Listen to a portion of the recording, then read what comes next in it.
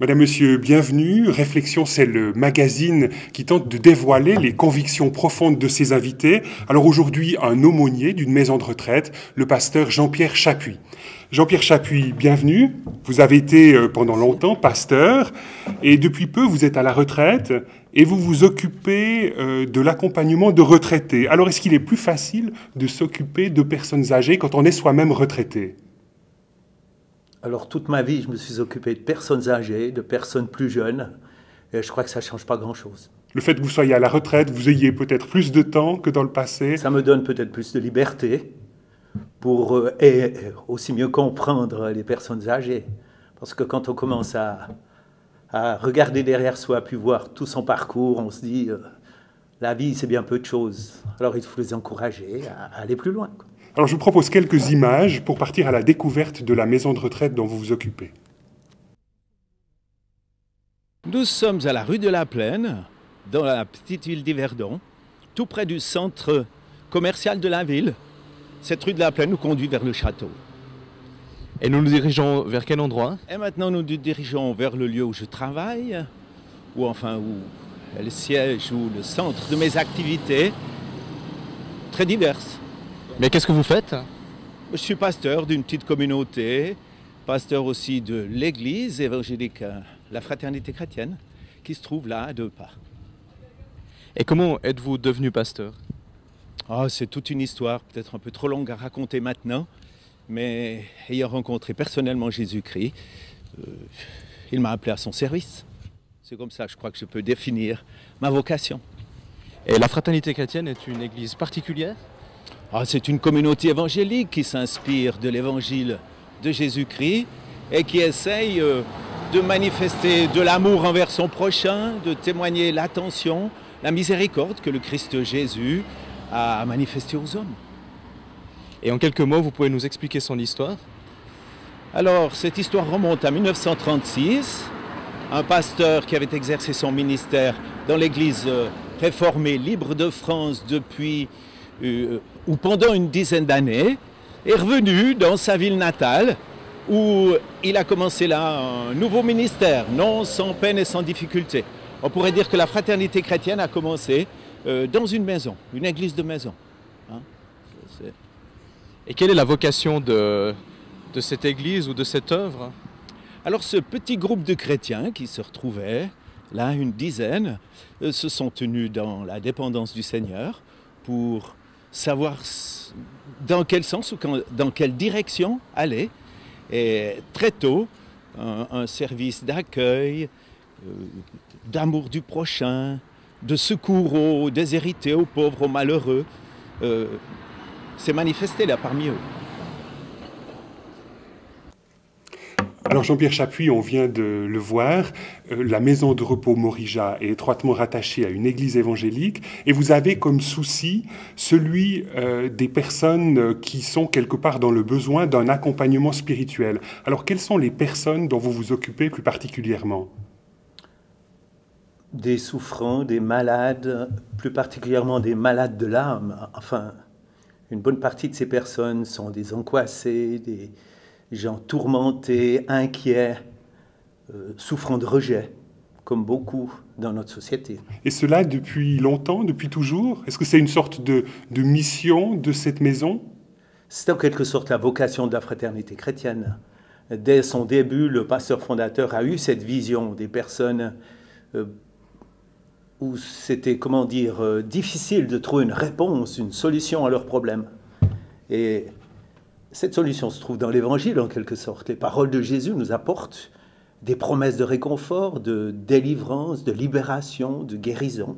Alors, actuellement, cette maison est plutôt occupée par des personnes d'un certain âge, des personnes retraitées.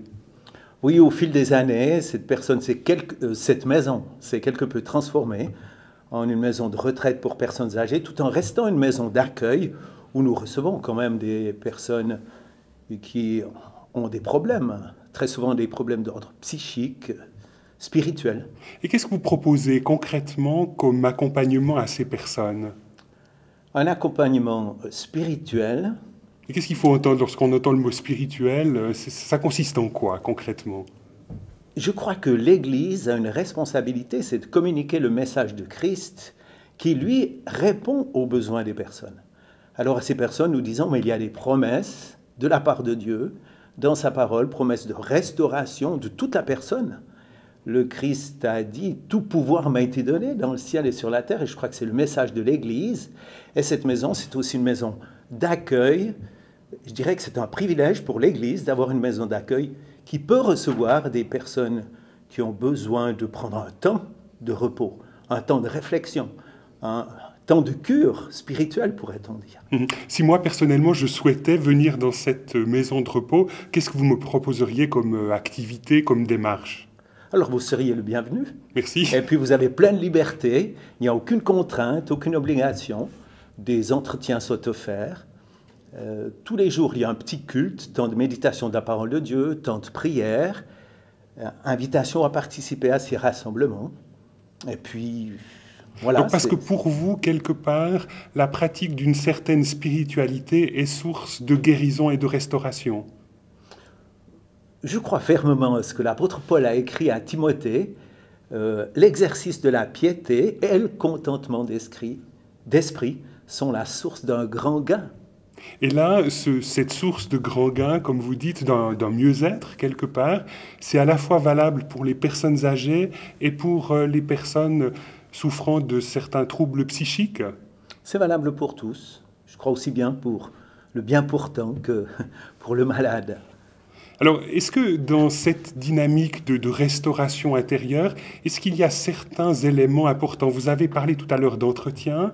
Je crois que cette maison aussi, Morija, est une maison qu'on appelle maison de prière. Alors, qu'est-ce que vous proposez comme spiritualité concrète aux personnes qui viennent ici?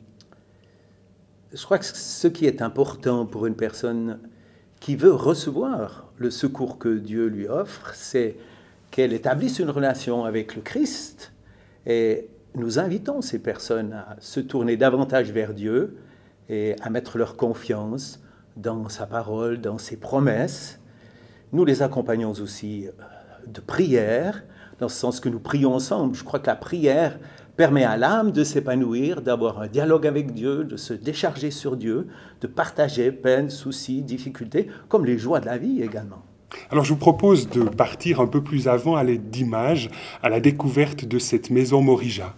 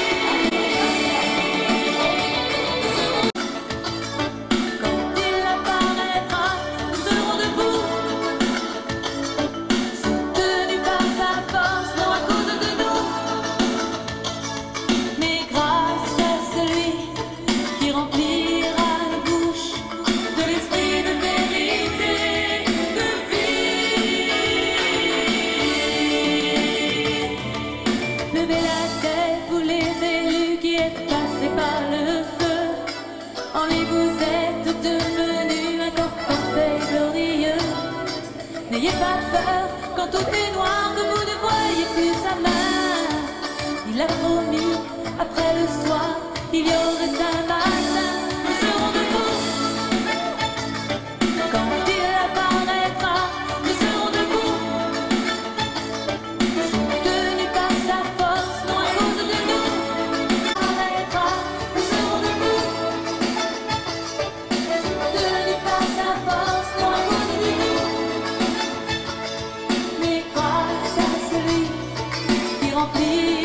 Jean-Pierre Chapuis, on l'a vu juste à l'instant, vous nous en avez parlé tout à l'heure.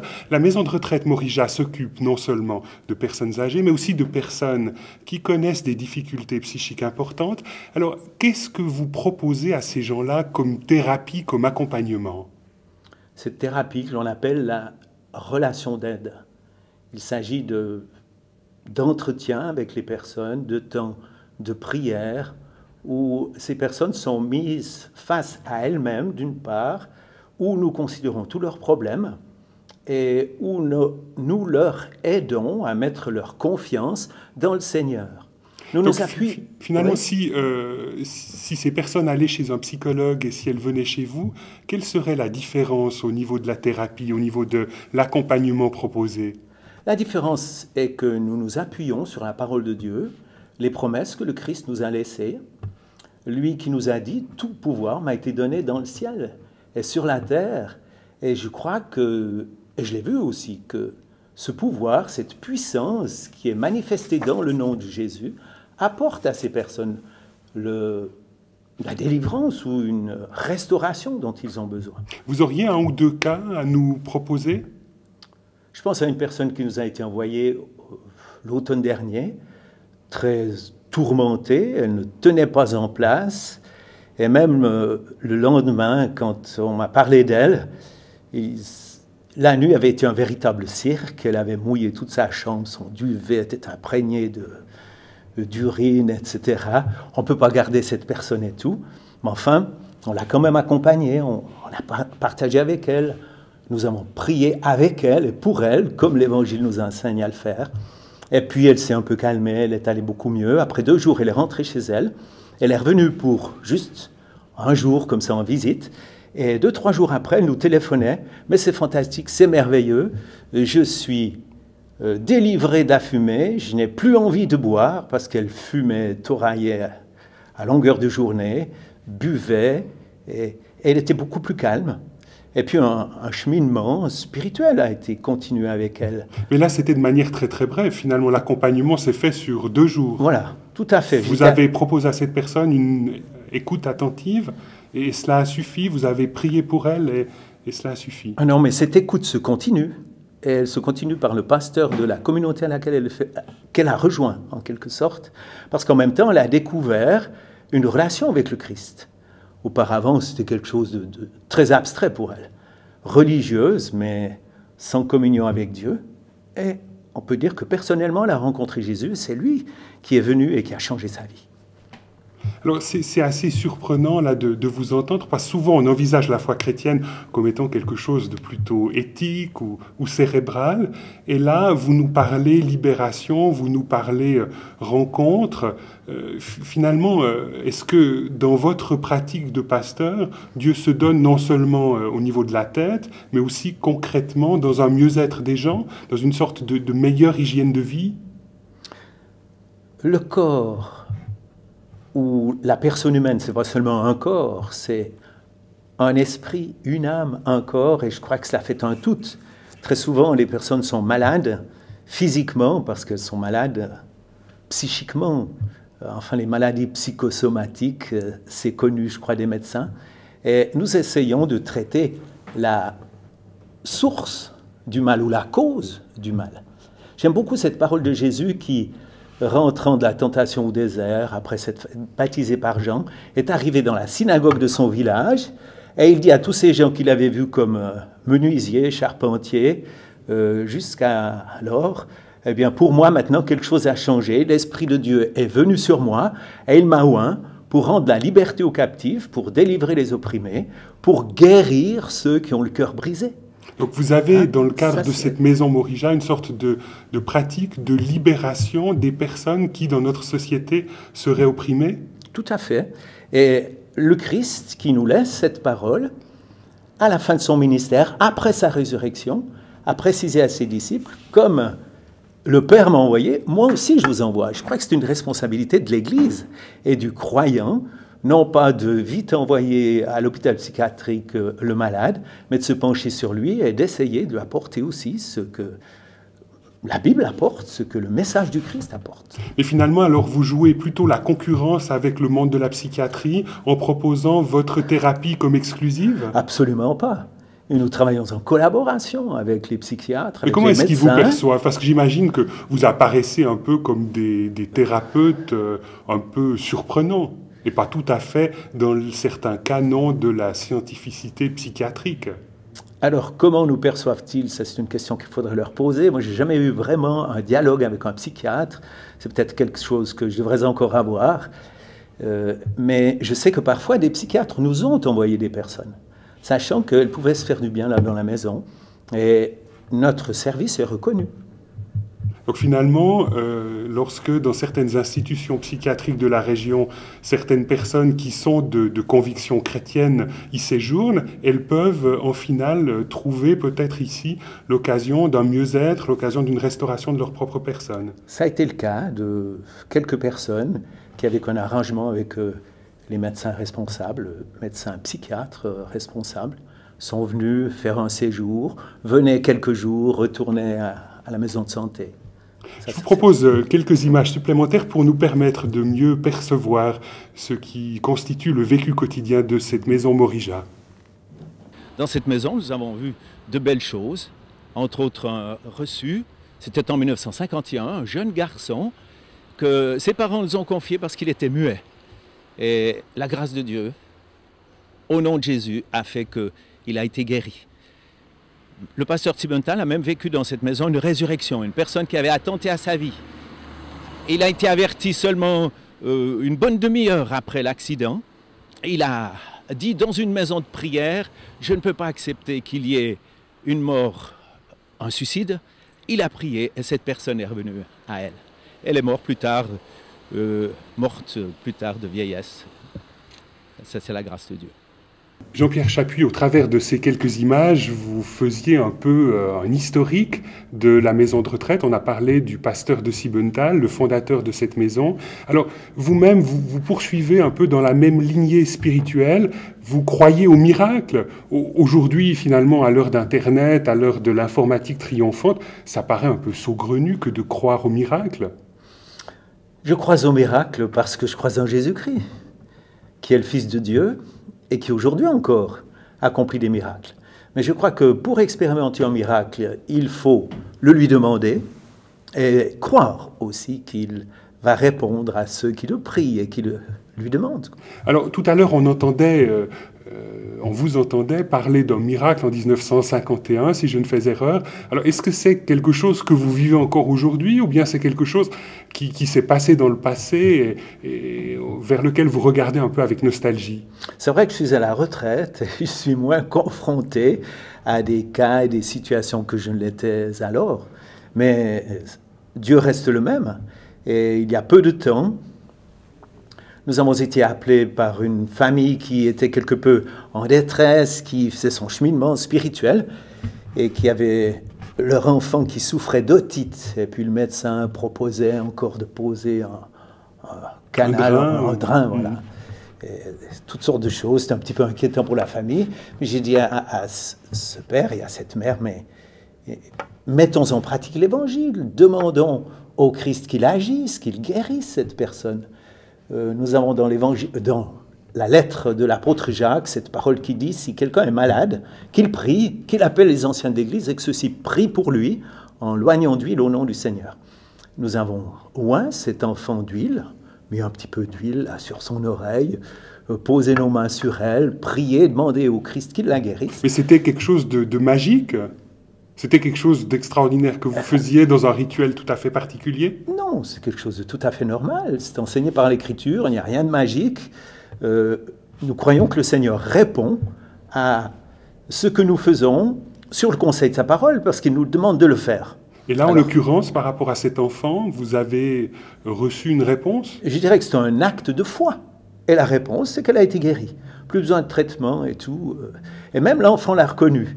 Et le dimanche suivant, quand elle est venue, elle a dit, mais je suis guérie. Elle est venue me dire, je suis guérie. Elle avait 2 ans. C'est quelque chose d'assez surprenant et qui se passe régulièrement lorsque vous priez. Vous êtes toujours exaucé de cette manière-là dans vos prières? Toujours exaucé de cette manière-là, non. parce que j'aime aussi à dire que Dieu reste souverain. Il nous demande de le prier, il nous invite à croire, mais ses voix ne sont pas forcément nos voix, ses pensées ne sont pas forcément nos pensées.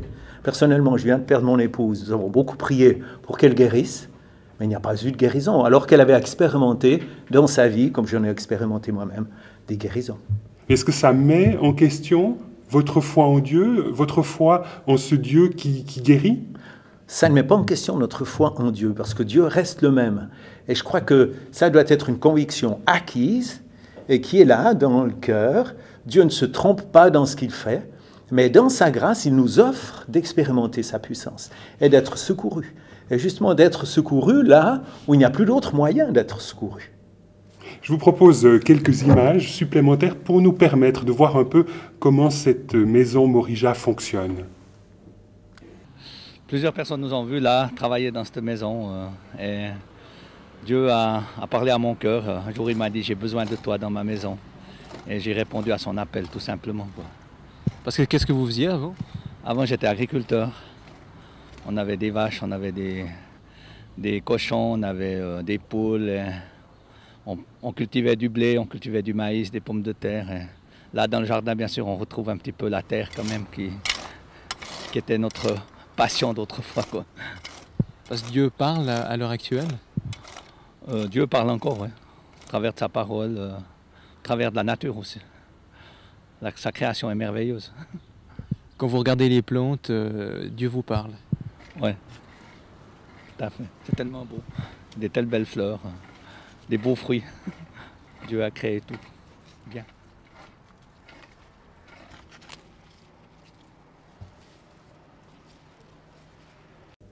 Jean-Pierre Chappuis, on vient de voir là l'un de vos collaborateurs. Comment est-ce que ça se passe, la collaboration avec les gens qui travaillent ici? Il y a une vie communautaire importante dans le cadre de cette maison Morija? Oui, il y a une communauté de travail. Donc des gens qui vivent ensemble, qui vivent un peu une sorte de vie en communauté? C'est une espèce de vie presque monacale. Et nous disons souvent que ce n'est pas si facile que cela que de vivre en communauté. Il y a les caractères qui s'affrontent.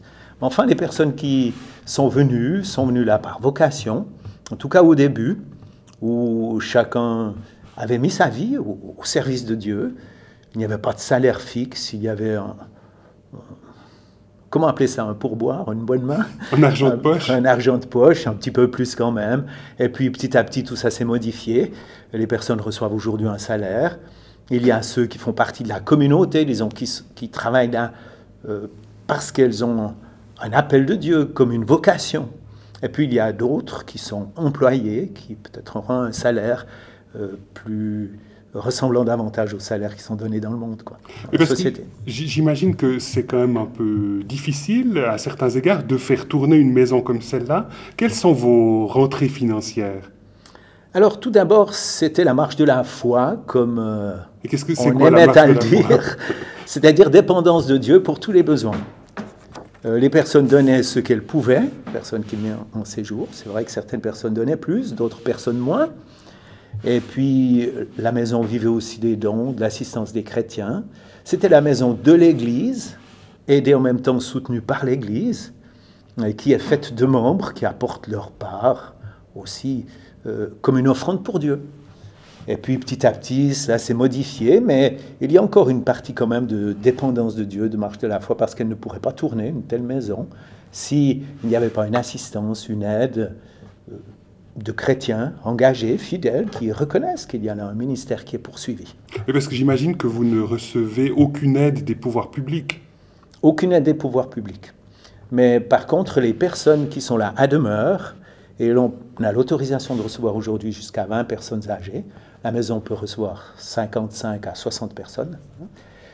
Ces personnes âgées-là ont un prix de pension fixe. Qui permettent de vous assurer un minimum. Je vous propose de voir encore quelques images. Maison de prière, parce que bien sûr, si nous invoquons le nom du Seigneur et nous attendons à voir sa main opérer des miracles, exaucer, secourir, délivrer, c'est aussi en réponse à la prière, il y a là toute une communauté de gens qui ont consacré leur vie au service du Seigneur.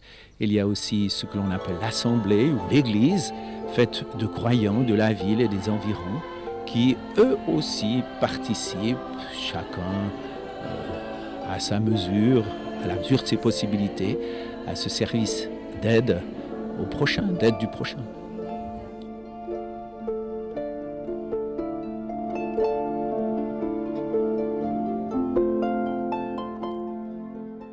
Jean-Pierre Chapuis, merci d'avoir accepté notre invitation sur ce plateau de réflexion. Madame, Monsieur, merci d'avoir été à notre écoute et à bientôt.